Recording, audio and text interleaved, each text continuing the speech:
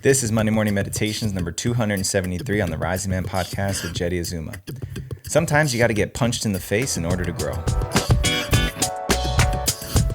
What's up, everybody? Happy Monday morning to you. My name is Jeddy Azuma, and I am so happy to bring back another Monday morning meditation just for you. Without further ado, today's topic is healthy combat. One of the most uncomfortable things for any human on the planet is to be challenged. Whether you're being challenged mentally or physically, physical combat or mental sparring in a debate with somebody. It's one of the most uncomfortable things that we do. It triggers our fight or flight response. It gets our heart rate up and our blood pressure up. It triggers an anxiety in the body because the basic function of survival is that sometimes we have to go to battle. We have to defend ourselves. We have to be on the attack so that we don't become the prey, and we got to be the predator. And there's all these basic functions of our nervous system that are happening all the time. And yet we do everything that we can to avoid situations of conflict. Why is that? Why have we become so uncomfortable in being in conflict with others that it's frankly become an epidemic in our society? So many of the men that I know who are in their 20s, who are in their 30s, they come into our men's circles, and one of the things that comes up for them is they've never been in healthy conflict with other humans, specifically with other men. In their past, it's led to fights, it's led to bullying, it's led to feeling like they were punked out and they don't know how to protect themselves or defend themselves. And it becomes a nervousness or an anxiety when these opportunities for conflict arise. Even healthy conflict, when we're having debates about positive things, it can trigger some of that trauma in us, especially if you've been bullied, especially if you've experienced some sort of negative conflict interactions in your past. But it's an important function of our humanity, is learning how to navigate these things. And so what does a healthy version of combat look like? What does it look like for us as men, as brothers, to go into battle with one another so that we're more prepared for everything that comes up in our lives? When was the last time you wrestled a grown-ass man? Just ask yourself that for a second. When was the last time that you wrestled and got down on the ground with somebody, or threw some punches and sparred and got hit in the mouth or punched somebody in the stomach?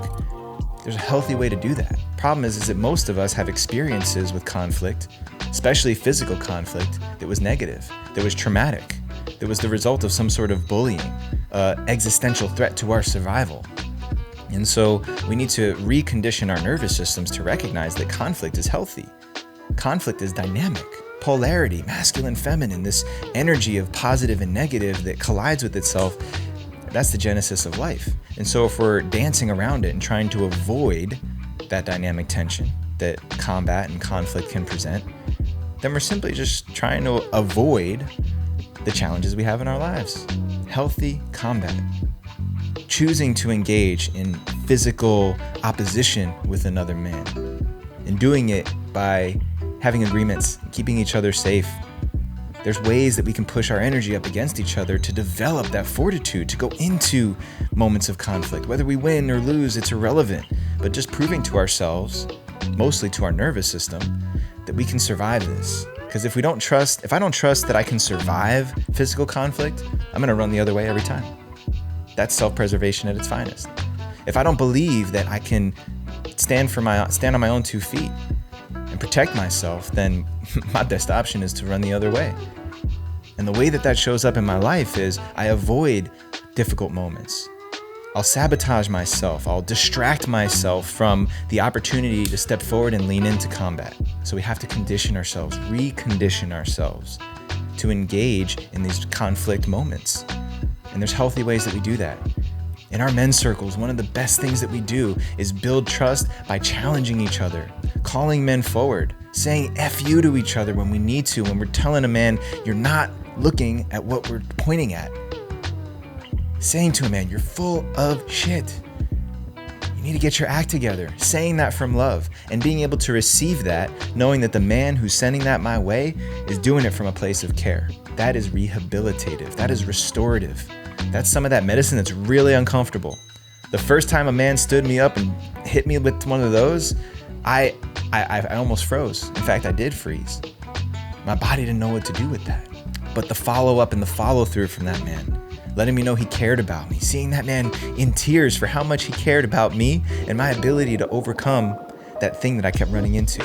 He wasn't gonna let that happen. That's healthy combat. That's what we're capable of doing for each other as brothers. But it doesn't just happen by accident. It doesn't just happen by circumstance. We have to choose that. You have to be willing to take the risk to put your life on the line, because that's how the brain interprets it.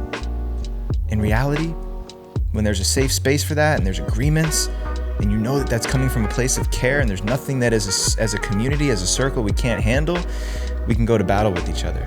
Just like gladiators in the arena, we swing our swords at each other and we get hit when we're practicing, but it better prepares us for when the blades are really sharp and it's game time. Healthy combat. It's essential for every one of us to be prepared for those things that are coming down the pipeline. Those moments of conflict that you've run from your whole life, guess what? The only way that's going to ever change, the only way you can have a different response in those moments of challenge and conflict, is by putting yourself in those opportunities and building that muscle to stand in the face of adversity and opposition. So what will you choose? You want to find out what that looks like? Come join this brotherhood. That's what we do. We entertain and exercise the styles of care that everywhere else in your life you won't have access to, because we're willing to take those risks. We care more about your future than your feelings. That's what real brothers do. So if you're not already a part of the brotherhood, come check us out. And next time, make sure you tune in to Monday Morning Meditations here on the Rise Man podcast. Until then, rise up and claim your destiny.